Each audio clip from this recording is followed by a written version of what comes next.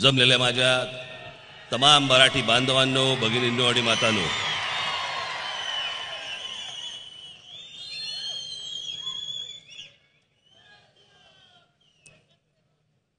या गुढीपाडव्याच्या सभेपासून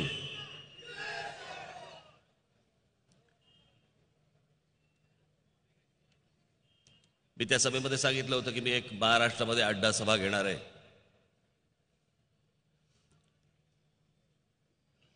पण त्या सभेच्याच वेळेला थोडंसं मला सर्दी खोकल्याने थोडा त्रास दिला, तो अजूनही आहे. मध्ये जर समजा भाषणाच्या मध्ये जर समजा मला काही खोकला वगैरे आला तर जरा मला माफ करा.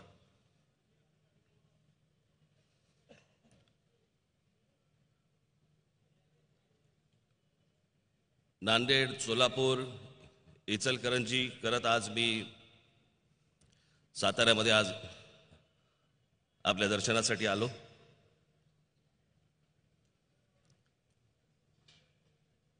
अजून माझ्या काही 5-6 सभा आहेत. पण त्या गुढीपाडव्याच्या सभेपासून मी जरा थोडंसं एक वेगळं तंत्र या राजकारणामध्ये प्रचाराच्या बाबतीत एक जर नवीन तंत्र आणलं ते म्हणजे नवीन स्क्रीन. आणि ही गोष्ट अतिशय चांगली गोष्ट आहे. याचं कारण जे राजकारणी तुमच्या समोर येतात ते यापुढे तुमच्याशी खोटं बोलणार नाहीत, तुम्हाला ते थापा मारणार नाहीत. कारण 5 वर्षानंतर प्रत्येकाच्या व्हिडिओ क्लिप्स अशाच दिसणार.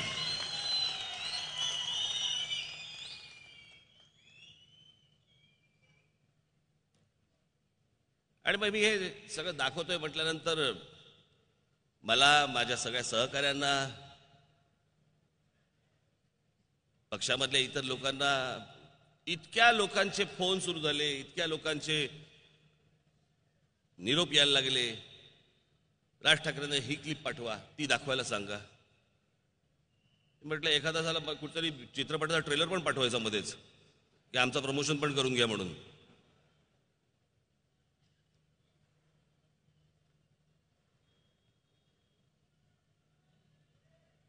मी आज या सगळ्या जाहीर सभांमधनं, खरं तर मी आज काही निवडणूक लढवत नाहीये, माझा कोणी उमेदवारही नाहीये, पण निवडणूक लढवत नाहीये, उमेदवार उभा नाहीये याचा अर्थ मी या देशामध्ये होत असलेल्या अन्यायाबद्दल बोलू नये असा कुठेही त्याचा अर्थ होत नाही. मी बोलणार.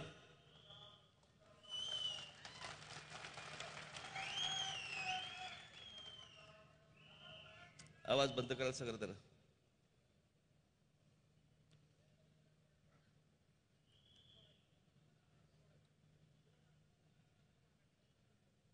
जे 5 वर्ष या लोकांनी बोलून ठेवलं, 5 वर्षाच्या अगोदर या लोकांनी बोलून ठेवलं,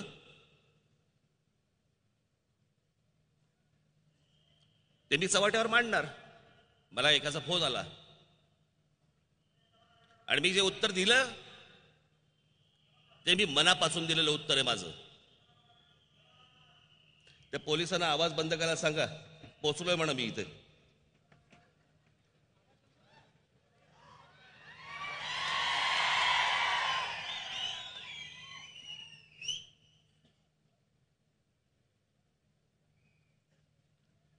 जे मी उत्तर दिलं त्या व्यक्तीला ते मी माझ्या मनापासून दिलं. त्यांनी मला विचारलं की देशामध्ये कोणी बोलत नाहीत, या नरेंद्र मोदी आणि अमित शहा यांच्या विरोधात कोणी बोलायला तयार नाही, तुम्ही कसे काय बोलताय.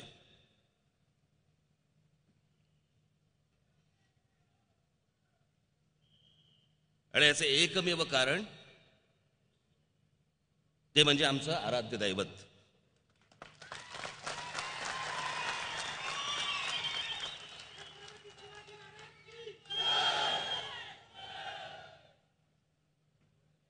मी तुम्हाला एक किस्सा म्हणून सांगतो, प्रेरणा काय असते. आमच्या छत्रपतींचा मृत्यू हा 1680 साली झाला. औरंगजेबाच्या तावडीमधनं ज्यावेळेला महाराज तिथून आग्र्याहून निघाले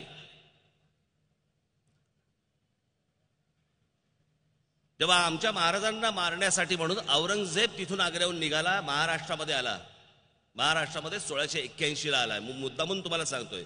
आणि महाराजांचं निधन झालंय 1680ला. इतका मोठा राजा, त्याला काय माहित नसेल का मधून येताना की ज्याच्यासाठी म्हणून आपण चाललेलो आहोत तो राजा राहिलेला नाही, ते गेलेले आहेत, त्यांचं निधन झालंय, माहित नव्हतं. तरी औरंगजेब महाराष्ट्रामध्ये आला 1681 साली. आणि 1707ला औरंगजेब महाराष्ट्रामध्ये मेला. औरंगजेब पुन्हा कधी आग्र्याला गेल्याचा, दिल्लीला गेल्याचा काहीही दाखला नाही. तो इथेच होता. 27 वर्ष औरंगजेब महाराष्ट्रामध्ये होता. याच औरंगजेबाशी महाराज संभाजी राजे लढले, संताजी धनाजी लढले, राजाराम महाराज लढले, ताराराणी साहेब लढल्या. शेवटी 1707ला औरंगजेब महाराष्ट्रामध्ये मेला. हे मी तुम्हाला का सांगतोय? कारण त्या काळामध्ये औरंगजेबाची जी काही पत्र गेलेली आहेत त्यातल्या काही पत्रामध्ये एक उल्लेख खूप महत्वाचा आहे. आणि त्याच्यात औरंगजेब असं म्हणतो की शिवाजी अजून मला छळतोय. ही संभाजीराजे जे लढत होते, संताजी धनाजी जे लढत होते, राजाराम महाराज जे लढत होते, ताराराणी साहेब ज्या लढत होत्या, ती जी प्रेरणा आहे ती या 3 अक्षरामध्ये होती, शिवाजी.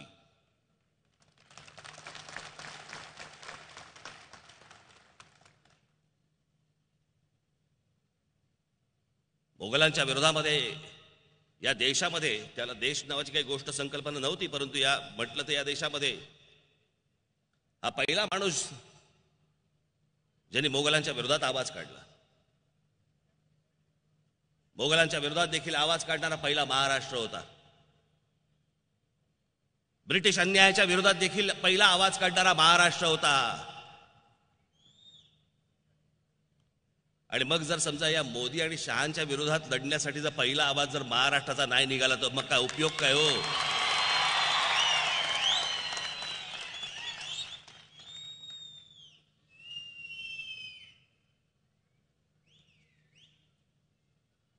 ही तीच प्रेरणा आहे. या देशावरचा अन्याय सहन करायचा नाही.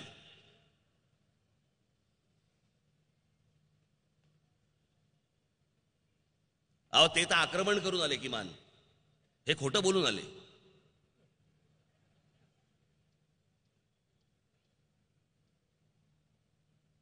आणि मला सतत भीती या गोष्टींची आहे. मी ऐतिहासिक संदर्भ दाखला मी मागच्या वेळेला एकदा कधीतरी माझ्या सभेमध्ये दिला होता, माझ्या कुठच्यातरी मेळाव्यामध्ये मी दिला होता.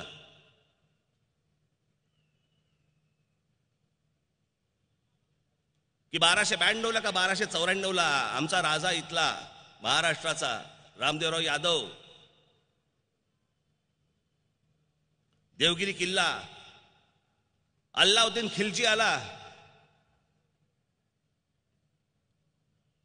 आणि आमचं राज्य गेलं.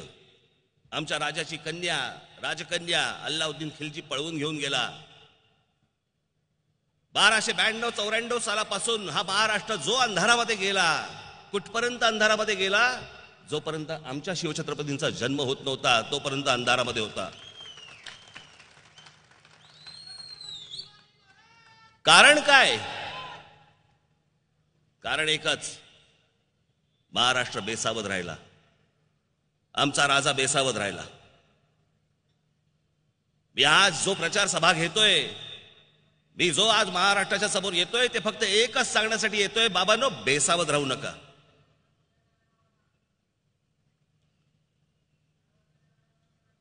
ही जी 2 माणसं आज आलेली आहेत, नरेंद्र मोदी आणि अमित शाह, यांनी गेल्या 5 वर्षामध्ये जे रंग दाखवलेले आहेत ना,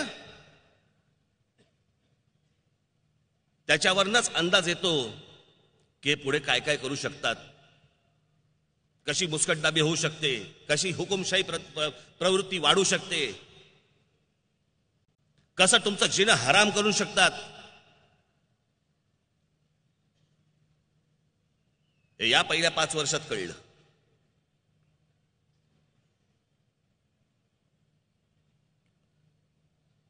कोण मेले, कोण जगले, कोणाशी काही सुखदुःख नसलेली ही माणसं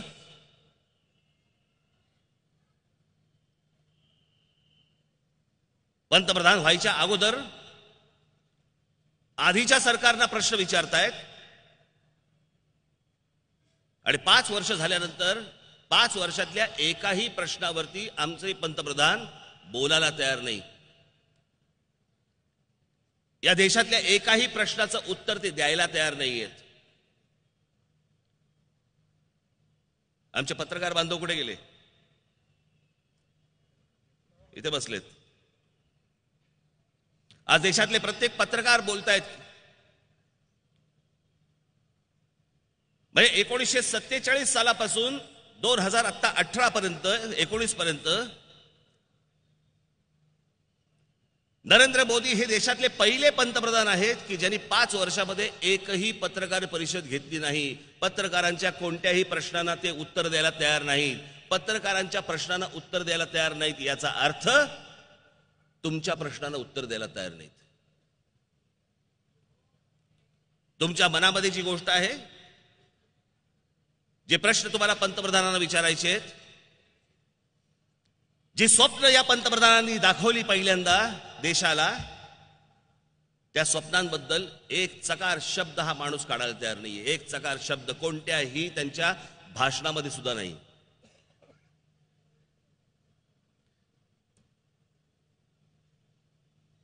या देशातल्या तरुणांना सांगितलं आम्ही तुम्हाला रोजगार देऊ, दर वर्षाला 2 कोटी रोजगार देऊ. दर वर्षाला 2 कोटी रोजगार याचा अर्थ 5 वर्षाला 10 कोटी रोजगार. 10 कोटी रोजगार याचा अर्थ प्रत्येक घरामध्ये जर 4 माणसं पकडली, साधारणपणे 20 कोटी जण, म्हणजे एक एवढी जण, इतकी कुटुंब या देशामधली उभी राहू शकतात. झालं काय? झालं उलट. या माणसाने एके दिवशी झटका आला म्हणून नोटा बंद केल्या.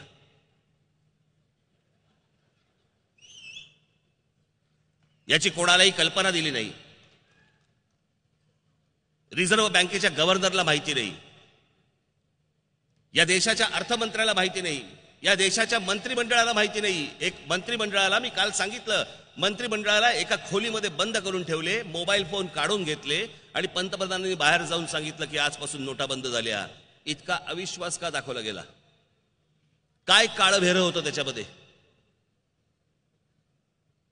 की रिझर्व्ह बँकेच्या गव्हर्नरला सुद्धा तुम्हाला सांगायचं नव्हतं, तुमच्या फायनान्स मिनिस्टरला पण तुम्हाला सांगायचं नव्हतं, तुमच्या मंत्रिमंडळाला पण तुम्हाला सांगायचं नव्हतं. अशी कोणती गोष्ट होती?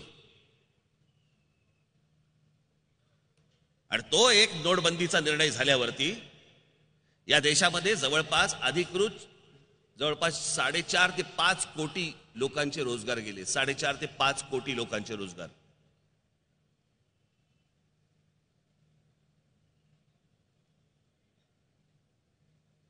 काय साध्य झालं? कोणता काळा पैसा गेला? मी माझ्या प्रत्येक भाषणामध्ये, सभेमध्ये मी विचारतोय, आज भारतीय जनता पक्षाकडे जो पैसा आलेला आहे, जो वारेमाप निवडणुकीच्या काळामध्ये जो वारेमाप पैसा ते फेकतायत, भारतीय जनता पक्षाकडे आला कुठून पैसा? दिल्लीमध्ये बांधलेलं त्यांचं जर समजा तुम्ही कार्यालय बघितलं तर कार्यालय 7 स्टार कार्यालय. अमित शहा स्वतः म्हणाले होते की एखाद्या पक्षाचं अशा प्रकारचं कार्यालय जगात कुठे नसेल.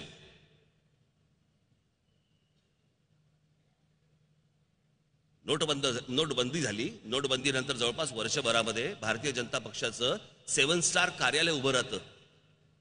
या देशामध्ये अनेक जमिनी घेतल्या गेल्या अगोदर आणि तिकडे पक्षाची कार्यालय उभी राहत आहेत. आले कुठून पैसे तुमच्याकडे?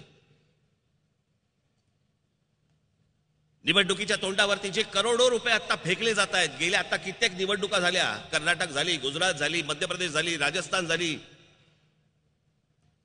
अनेक राज्यांच्या ज्या निवडणुका झाल्या, या राज्यांच्या निवडणुकांमध्ये जो फेकायला पैसा आला, तो पैसा भाजपकडून आला कुठून? आहेत का उत्तर याची? यांच्या हातामध्ये सत्ता असल्यामुळे पोलिसही काही करू शकत नाहीत. पोलिसांच्या देखत पैसे वाटतायत, पण पोलीस काय करणार?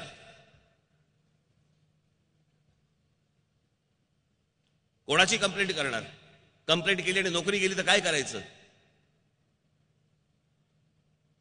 सगळ्यांच्या देखात पैसे वाटतायत. आले कुठून पैसे?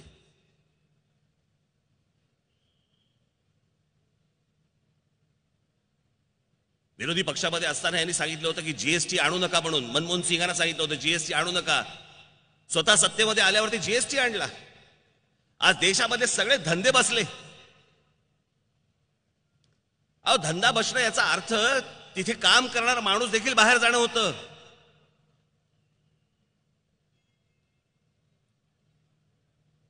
आज जेट एअरवेज सारखी मोठी एक विमान कंपनी बसली, जी इतकी वर्ष चालू होती, बंद.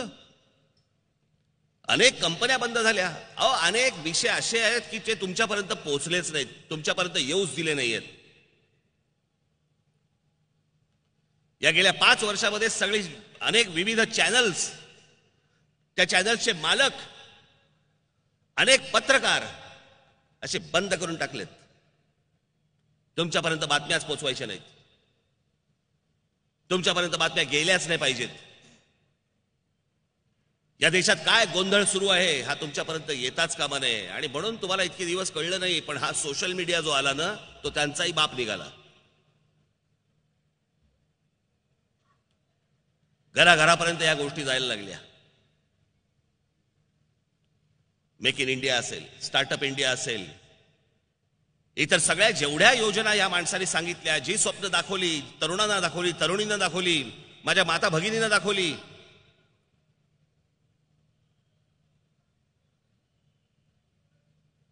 त्या सर्व प्रश्नांवरती नरेंद्र मोदी आज एक अवाक्षर का नाही काढत आहेत, त्याच्याबद्दल एक गोष्ट का नाही बोलत आहेत. आणि बोलतायत ते बोलतायत काय बोलतायत? पुलवामामध्ये झालेल्या हल्ल्याबद्दल बोलतायत, एअर स्ट्राईक बद्दल बोलतायत. का? तुम्हाला निवडणुकीच्या प्रचारासाठी हे माध्यम हवं होतं म्हणून तुम्ही हे घडवलं का? ही गोष्ट घडवली गेली का?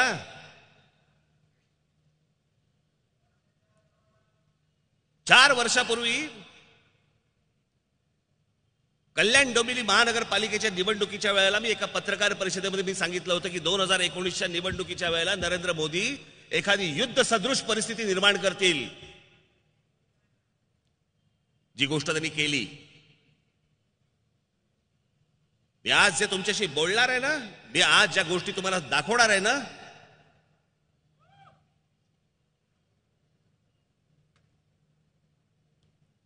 मी माझ्या गुढीपाडव्याच्या सभेमध्ये मी म्हटलं होतं की मी मध्यंतरी एकदा काश्मीरला गेलो आणि काश्मीरला गेल्यावरती तिकडे काय ते गुलमर्गच्या इथून काहीतरी एक वरती अजून एक केबल कार जाते आणि मग तिथे वरती काहीतरी गंडोला नावाची काहीतरी जागा आहे. गंडोला. तुम्हाला वाटायचं मी मोदींबद्दल बोलतोय. गंडवला नाही, गंडवला नाही, गंडोला.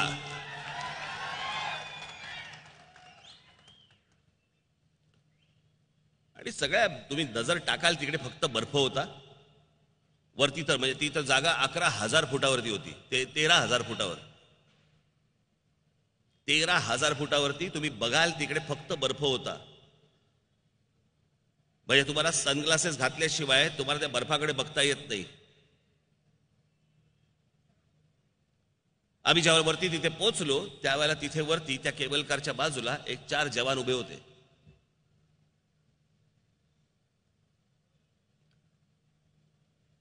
आणि मग बोलता बोलता कोणीतरी आमच्यापैकी कोणीतरी एकाने काहीतरी ओळख काढली आणि ओळख काढल्यावरती लक्षात आलं त्यातले 2 जण मराठी होते आणि 2 साताऱ्याचे होते.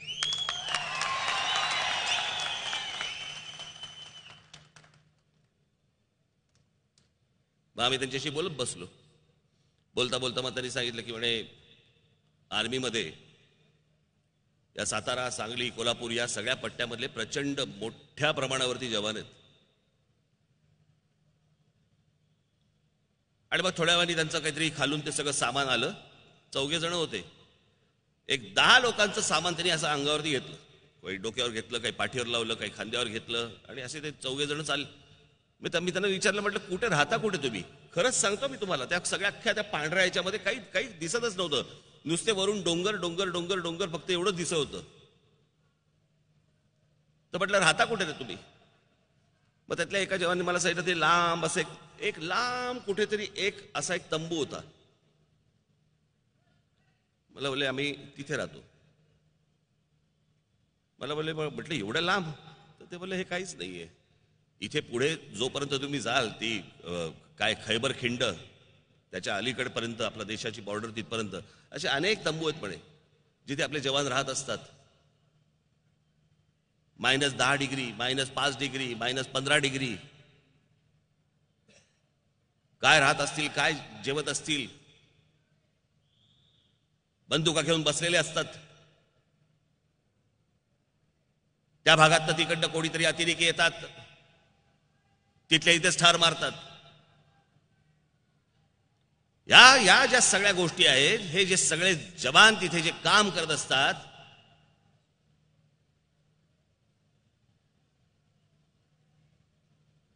त्यातले बरेचसे हे जर समजा साताऱ्यातले असतील तर मी जे पुढे बोलतोय ना हे तुम्हाला कळेल मी काय म्हणतोय ते.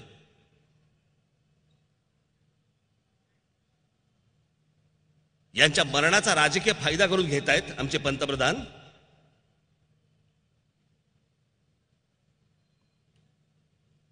पंतप्रधान व्हायच्या अगोदर मनमोहन सिंगांना यांनी प्रश्न विचारले होते. हेच नरेंद्र मोदी पंतप्रधान असताना विरोधी पक्षामध्ये असताना मनमोहन सिंगांना प्रश्न विचारले होते. जरा लाव रे प्रश्न तो.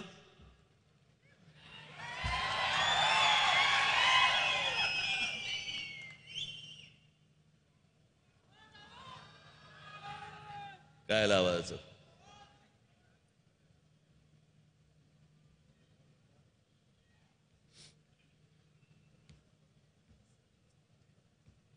द्यायला लागत आहे.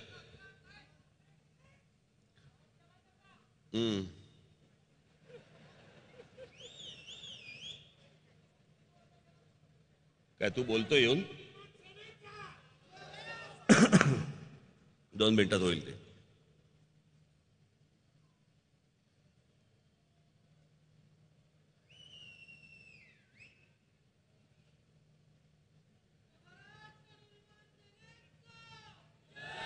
बस शांत बस. तर त्याचं काम करू दे. त्याचं काय नाही लागत आहे.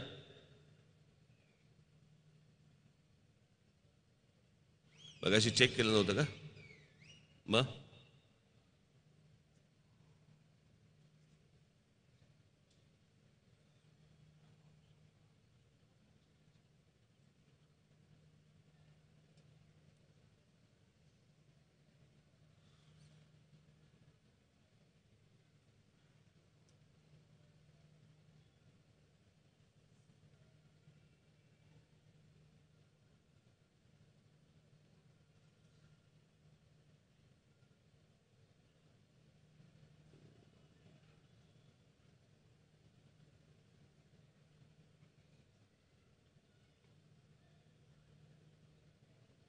असो लागेल ते.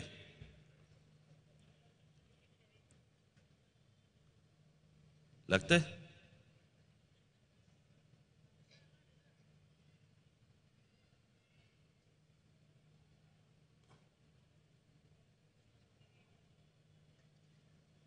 नहीं होते? घुसपैठ से आतंकवादियों के रूप में आते हैं, आतंकवादी घटनाएं करते हैं, भाग जाते हैं. प्रधानमंत्री जी आप मुझे बताइए, सीमाएं आपके हाथ में है, कोस्टल सिक्योरिटी आपके हाथ में है, बीएसएफ सेना सब आपके हाथ में है, नेवी आपके हाथ में है. ये विदेश से घुसपैठ के कैसे घुस जाते हैं? आतंकवादी विदेशों से यहां कैसे घुस जाते हैं? आप जवाब दीजिए. व्यवस्था आपके पास है, उनके पास जवाब नहीं था.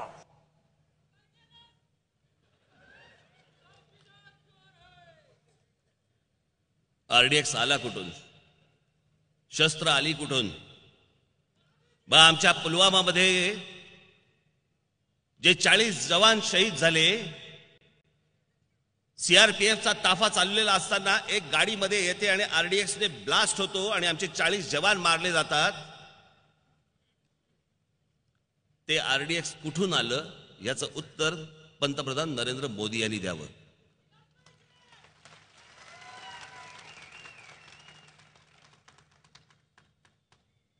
अगोदरच्या सरकारला प्रश्न विचारत होतात ना तुम्ही की या देशाच्या संपूर्ण सीमा ज्या आहेत या तुमच्या हातामध्ये आहेत. लागेल का पुढचं? मैंने उनको दूसरा सवाल पूछा.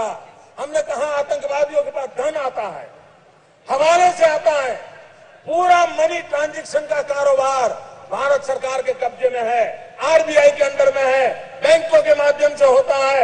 क्या प्रधानमंत्री आप इतनी निगरानी नहीं रख सकते कि ये जो धन विदेश से आकर के आतंकवादियों के पास जाता है आपके हाथ में है, राज्य उसमें कहीं बीच में नहीं आते, आप उसको क्यों नहीं रोकते हैं, क्यों नहीं पकड़ पाते हो? आप उसके लिए क्या करना चाहते हो?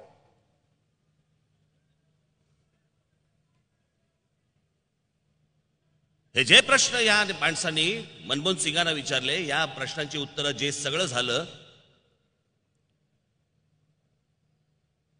तुम्हाला गोष्ट सांगतो, हे जे प्रश्न विचारतायत, हे जे सांगतायत, नरेंद्र मोदींच्या गेल्या 5 वर्षाच्या काळामध्ये जेवढे आपले सैनिक मारले गेलेले आहेत तेवढं पर्सेंटेज त्याच्या अगोदर पण नव्हतं.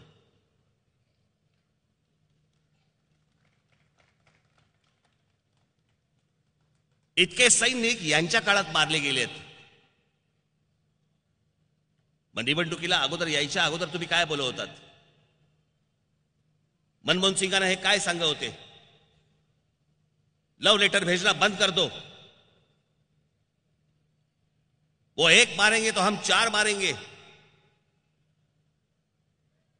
या विरोधी पक्षामध्ये असताना या सगळ्या गोष्टी बोलणारे हेच नरेंद्र मोदी सत्तेमध्ये आल्यानंतर काय बोलतायत, काय करतायत?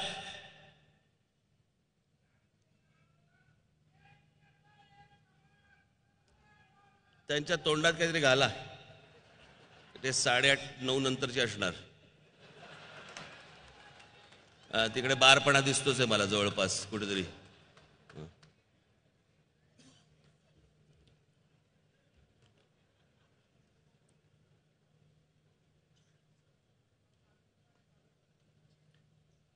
हेच नरेंद्र मोदी त्यांच्या शपथविधीला नवाज शरीफांना बोलवतात. काही गरज होती? हेच नरेंद्र मोदी एके दिवशी विमानामधनं फिरत असताना अचानक त्यांच्या लक्षात येतं की नवाज शरीफांचा वाढदिवस आहे. पायलटला सांगितलं विमान वळव, आणि नवाज शरीफांच्या वाढदिवसाला तिकडे जाऊन केक कापला आणि नवाज शरीफांना केक भरवला. तिथे ते जेवले. जे आमचे जवान शहीद झाले असतील त्यांच्या परिवाराला काय वाटलं असेल?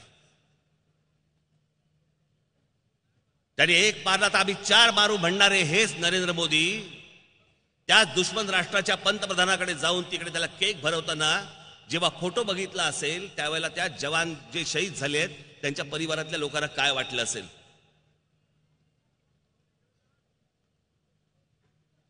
पण या गोष्टींचा सोयरसुतकच नाही या माणसाला. मी तुम्हाला काश्मीर मधली गोष्ट सांगतो. काश्मीरमध्ये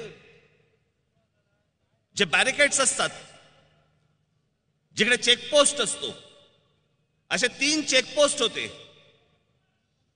त्या 3 चेकपोस्ट वरती आपले जवान, आपली मुलं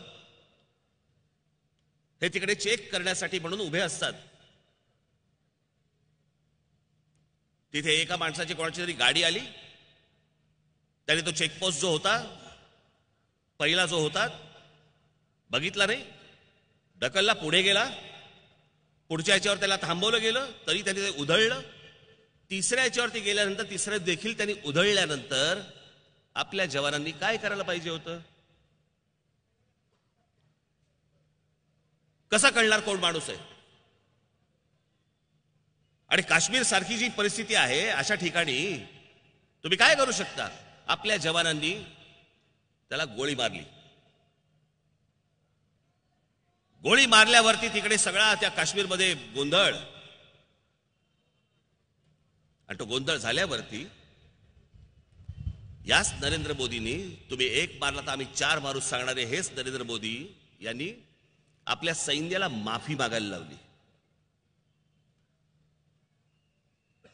जे ज्या जवानांनी त्यांचं कर्तव्य पार पाडलं त्यांच्यावरती केसेस टाकल्या. मी बोलतोय म्हणून ऐकू नका, त्यांच्या तोंडून ऐका. पहली बार 30 साल में पहली बार ये मोदी सरकार की कमाल देखिए. पहली बार सेना ने प्रेस कॉन्फ्रेंस करके कहा कि जो 2 नौजवान मारे गए थे सेना की गलती थी और सेना ने अपनी गलती मानी. इंक्वायरी कमीशन बैठे और जिन लोगों ने गोली चलाई थी उन पर केस दर्ज कर दिया गया. ये मेरे नेक इरादों का सबूत है मेरे भाई बहन. 30 साल में नहीं हुआ है, 30 साल में नहीं हुआ है. और इसलिए मेरे कश्मीर के भाइयों बहनों, मैं आपको न्याय दिलाने के लिए आया. आमच्या जवानांवरती केसेस टाकलेत. आमचे जवान बडतर्फ आहेत. आणि एवढं सगळं झाल्यानंतर हेच नरेंद्र मोदी, हाच भारतीय जनता पक्ष तिथे महबूबा मुफ्तींबरोबर जाऊन सत्तेमध्ये बसतात.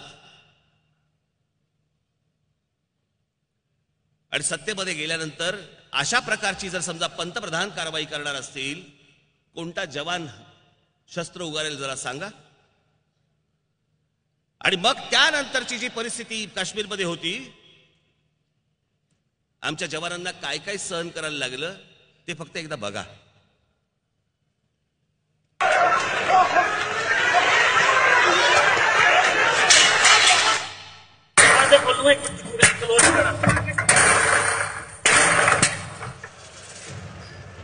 ही पोलिसांच्या गाड्या आहेत.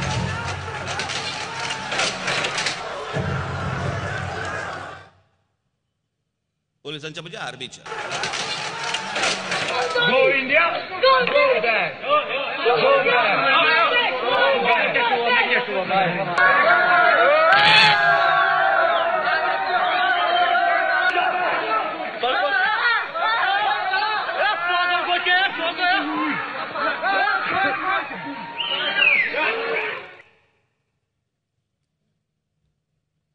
आमच्या जवानांवरती हात उचलतायत,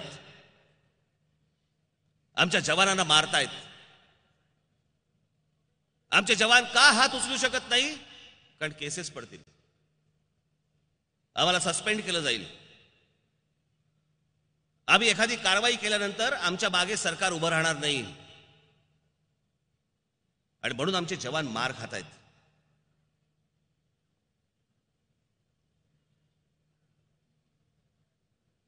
एक भारतीय जनता पक्षाचा आमदार परिचारिक नावाचा भाषण करताना, म्हणजे तो भाषण करताना जी माणसं हसली होती ना, त्या हसलेल्या माणसांचे देखील मला लाज वाटते, शरम वाटते. इतकं घाणेरडं वक्तव्य आमच्या जवानांबद्दल केल्यावरती भारतीय जनता पक्षाने त्याला बाहेर नाही काढलाय. तो अजूनही भारतीय जनता पक्षाचा आमदार आहे, आजही आहे. तो त्याच्या भाषणामध्ये आमच्या जवानांच्या कुटुंबियांबद्दल काय बोललाय ते एकदा ऐका. रावतलं कोण? सगळी पंजाब मधला सैनिक, तो असतो बॉर्डरवर आणि त्याची बायको इकडे बाळंतीन होती. त्याला तारीख तुझ्या बायकोला मुलगा झाला, वर्षभर तो काही गावाकडे गेलेला नसतो. तिथं प्रेम वाटतो. लोक म्हणतात काय झालं काय झालं, ते म्हणतो मला पोरगा झाला. सगळं राजकारण.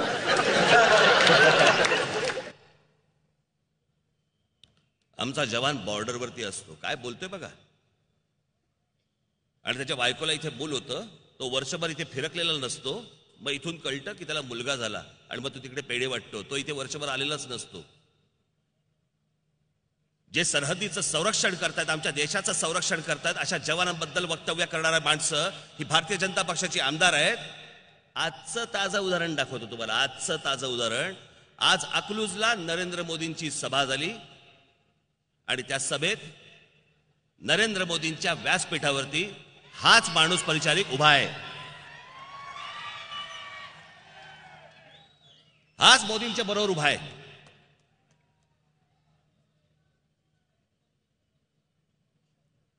याला काय असतं असणार मला जरा सांगा हो त्या जवानांबद्दल.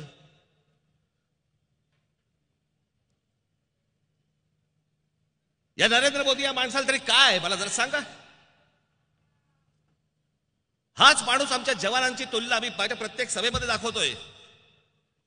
माझे काही व्हिडिओ हे रिपीट जरी झाले तरी होऊन देत, सतत आतमध्ये जाऊ देत. ते हे भाषण कदाचित टेलिव्हिजनवरती लोक बघत असतील, त्यांनी काल पण पाहिलं असेल. होऊ देत, जाऊ देत, सतत जाऊ देत डोक्यामध्ये. हे विसरू नका मी जे दाखवतोय ते.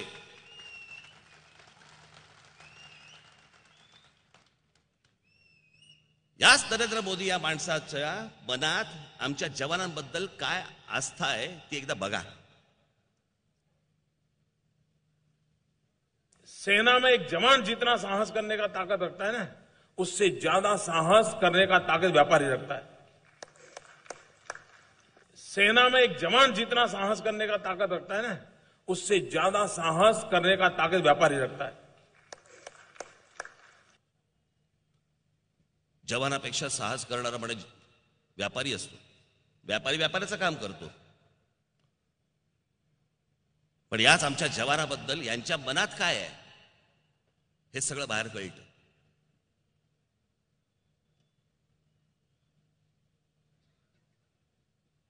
आज पाकिस्तानचा पंतप्रधान इम्रान खान सांगतोय की पंतप्रधान नरेंद्र मोदी हे पंतप्रधान व्हायला पाहिजेत म्हणून. पाकिस्तानचा पंतप्रधान सांगतोय की मोदी पंतप्रधान व्हायला पाहिजेत. काय ठरलंय काय? काय ठरलंय काय? असं मी वाक्य आजपर्यंत कधी ऐकलं नाही. या देशाचे इतके पंतप्रधान होऊन गेले, परंतु पाकिस्तानच्या कुठच्या पंतप्रधानांनी सांगितलं नाही की आम्हाला हा पंतप्रधान पाहिजे. काही शर्ट घ्यायला चाललाय का?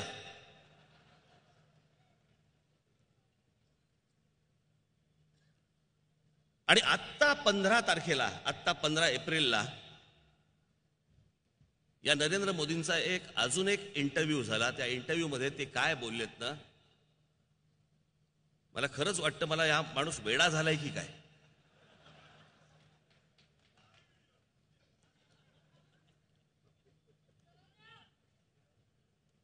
5-7 सेकंदाचा आहे, पण त्यातली जी वाक्य आहेत ती आपण ऐका.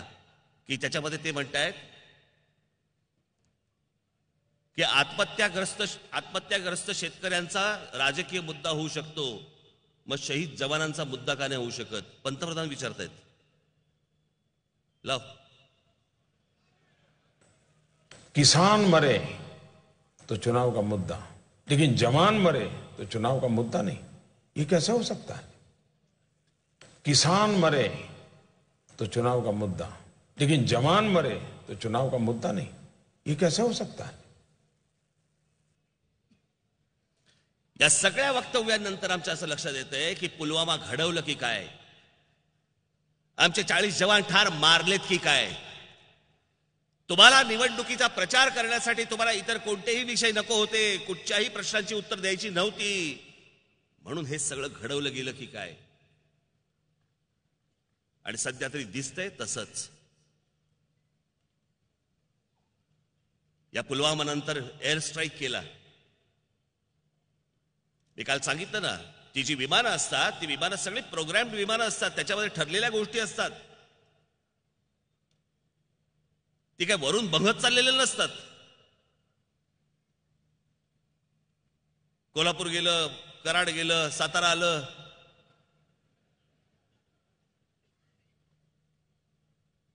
त्यांना जिकडे सांगितलेलं असतं त्याप्रमाणे तिकडे बॉम्ब टाकतात.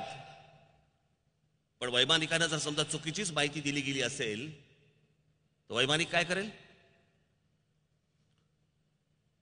आज तो 3-3:30च्या सुमारास सकाळी पहाटे जो बॉम्ब हल्ला झाला असं आपल्याला सरकारने सांगितलं. त्याच्यानंतर एअरफोर्स चीफने येऊन सांगितलं. म्हणजे हल्ला झाल्या सकाळी अमित शहानी सांगितलं 250 माणसं मारली गेली. कुठून? तुम्हाला कुठून कळलं? माहित नाही, अमित शहाला कळलं. नंतर एअरफोर्सचे आमचे चीफ त्यांनी पत्रकार परिषद घेतली आणि पत्रकार परिषदेमध्ये त्यांनी सांगितलं की आम्हाला किती माणसं गेली, काय गेली आमच्या हातात नसतं, आम्हाला माहित नसतं, कारण आम्हाला ते कळत नाही. आमच्या सैनिकांनी त्यांचं कर्तव्य बजावून आले. मग सगळे ते जे नरेंद्र मोदींना वाहून घेतलेली सगळी जेवढी चॅनल्स आहेत ते सगळे सुरू झाले. कोणी 250, कोणी 300, कोणी 400. जैश ए मोहम्मदचा तिकडे जो काही जागा होती ती सगळी उद्ध्वस्त केली.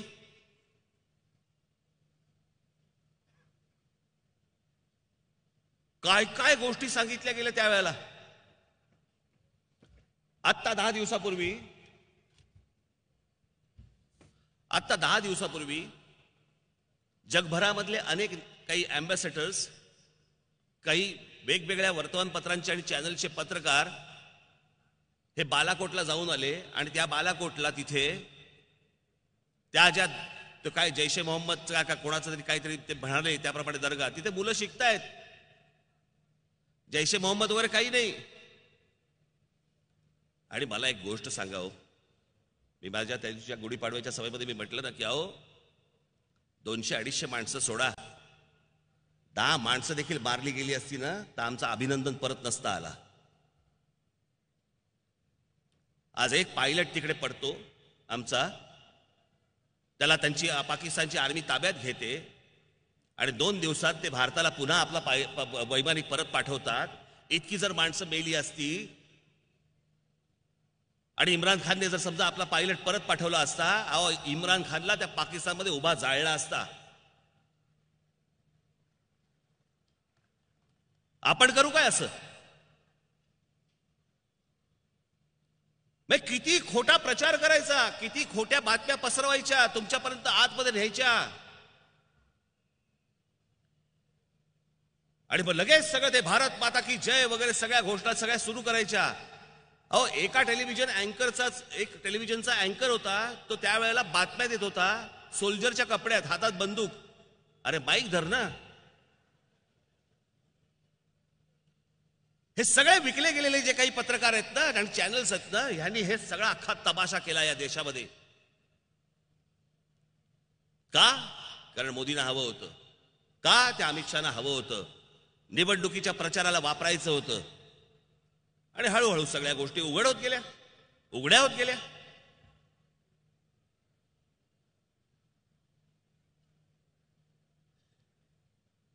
हा पुलवामाचा बॉम्बस्फोट जेव्हा झाला, आमचे 40 जेव्हा जवान शहीद झाले, काय तारीख होती हो? तारीख काय होती? 14 फेब्रुवारी, बरोबर ना? 14 फेब्रुवारी. आमच्या देशातले 40 जवान मारले जात आहेत. आमच्या देशाला एक दुःख आहे की आमची माणसं मेली, आमचे जवान गेले, बॉम्बस्फोटात गेले, हकनाक गेले, तरुण पोरं गेली आमची. पंतप्रधान दुःखात हवा ना? हवा की नको? 14 तारखेला पुलवामा झाल्यानंतर टेलिग्राफ नावाचं एक वर्तमानपत्र आहे, टेलिग्राफ. या टेलिग्राफ वर्तमानपत्राने 14 तारखेला पुलवामा झाल्यानंतर 15, 16, 17, 18, 19, 20, 21, 22 या पुढच्या सगळ्या दिवसांचे नरेंद्र मोदींचे फोटो छापलेत, वेगवेगळ्या कपड्यात, डिझायनर कपड्यात, वेगवेगळ्या मुद्रेत. तुम्हीच बघा. हा 15 फेब्रुवारीचा फोटो, हा 16 फेब्रुवारी, हा 17 फेब्रुवारी, तो 18 February, 19 February, 20 February, 21 February, 22 February. कपड्यांवरती आणि चेहऱ्यावरती कुठेतरी आमच्या देशातली 40 जवान मारले गेले आहे तरी काय हो? काय आहे चेहऱ्यावर?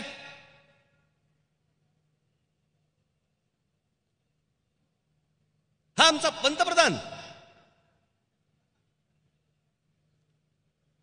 ज्याला या देशाची सुखदुःख नाही, आणि एवढं सगळं झाल्यावरती हा माणूस कोरियामध्ये एक अवॉर्ड घ्यायला गेला. जसं नोटबंदी झाली, ज्या दिवशी नोटबंदी केली नरेंद्र मोदींनी, त्याच्या दुसऱ्या दिवशी बरोबर नरेंद्र मोदी जपानला गेले एक अवॉर्ड घ्यायला. इथे देश रांगेमध्ये उभा, 100-125 माणसं त्या रांगेमध्ये मेली. का नोटा बंद केल्या ह्याचा अजूनही कोणाला थांग पत्ता लागलेला नाही, पत्ता नाही त्याचा.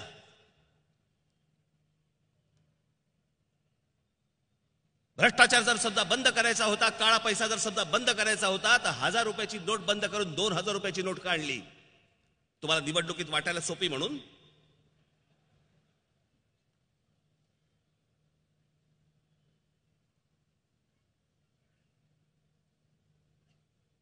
शेतकऱ्यांचं अजून काही झालेलं नाही, त्यांची कर्जमाफी होत नाहीये. आज गेल्या 5 वर्षामध्ये मी निव्वळ फक्त तुम्हाला महाराष्ट्रातला आकडा सांगतोय, महाराष्ट्रातला आकडा. गेल्या 5 वर्षामध्ये महाराष्ट्रामध्ये 14,000 शेतकऱ्यांनी आत्महत्या केल्या. 14,000.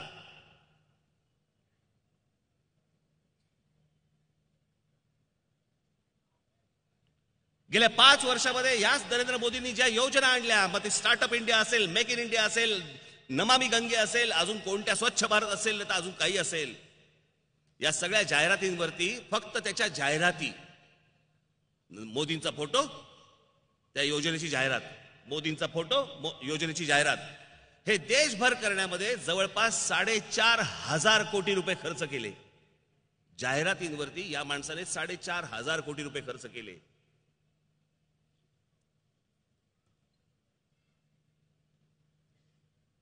या देशातले बलात्कार नाही थांबलेत.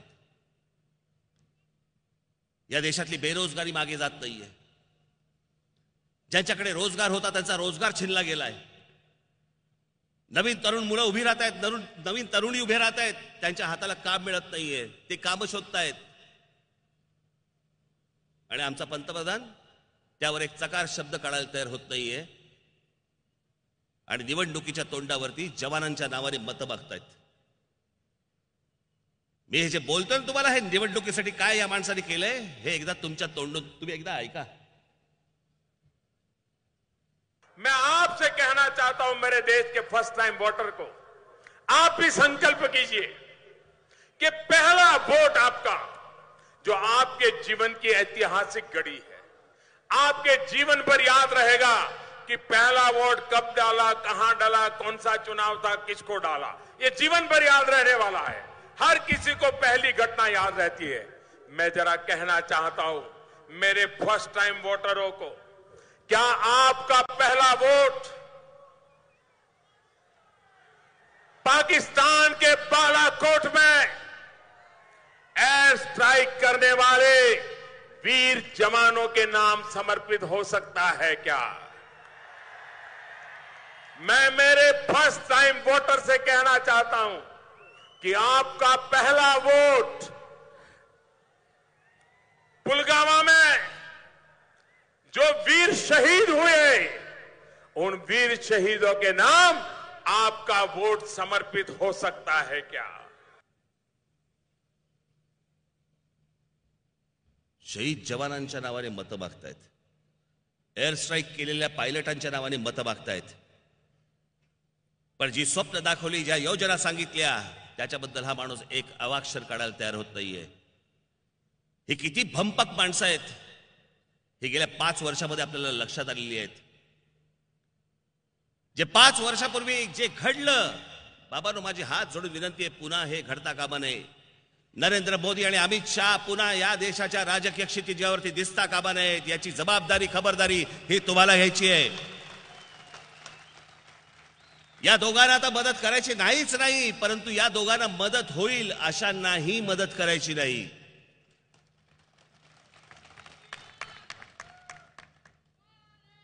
आज फक्त ही तुम्हाला 2 माणसं, ही 2 माणसं हे या देश संपवणार. मी काल म्हटल्याप्रमाणे हे ह्यांच्या डोक्यामध्ये सगळं ते ॲडॉल्फ हिटलरचं सगळं सुरू आहे. ॲडॉल्फ हिटलरने देखील याच पद्धतीने काम केलं होतं. तो पण रेडिओवर बोलायचा, हे पण महिन्यातनं रेडिओवर बोलायला लागले.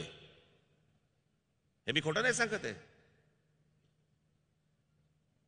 त्यांच्या योजना आणि त्याच्या सगळा त्याचा प्रपोगंडा करण्यासाठी, त्याच्या सगळ्या काय म्हणतो त्याचा विचार पसरवण्यासाठी त्यांनी पण फीचर फिल्म्स काढल्या, जर्मन फिल्म्स काढल्या, यांनी पण फिल्म्स काढल्या. आता हे सगळं उरी बिरी वगैरे सगळं सुरू आहे ना. आता निवडणुकीच्या तोंडावरती त्यांना ते मोदी पिक्चर आणत होते. आणि मग मग काहीतरी इलेक्शन कमिशनरने सांगितलं की नाही आता ते काही काढता येणार नाही वगैरे वगैरे. इलेक्शन कमिशनर नाही, इलेक्शन कमिशनर यांच्या खिशात. यांना कळलं लोक जाणार नाहीत बघायला. पिक्चर पडला तर काय करायचं म्हणून थांबवला.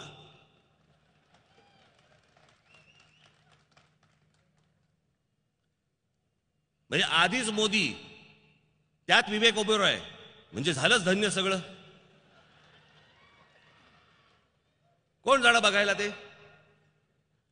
असो, मला फक्त आपल्याला एवढंच सांगायचंय बाबांनो, मी माझ्या भाषणाची सुरुवात करताना जे सांगितलं होतं की एकदा हा महाराष्ट्र बेसावध राहिलाय, या देशाला माझं आव्हान आहे, बेसावध राहू नका. आताची निवडणूक ही अत्यंत महत्वाची आहे.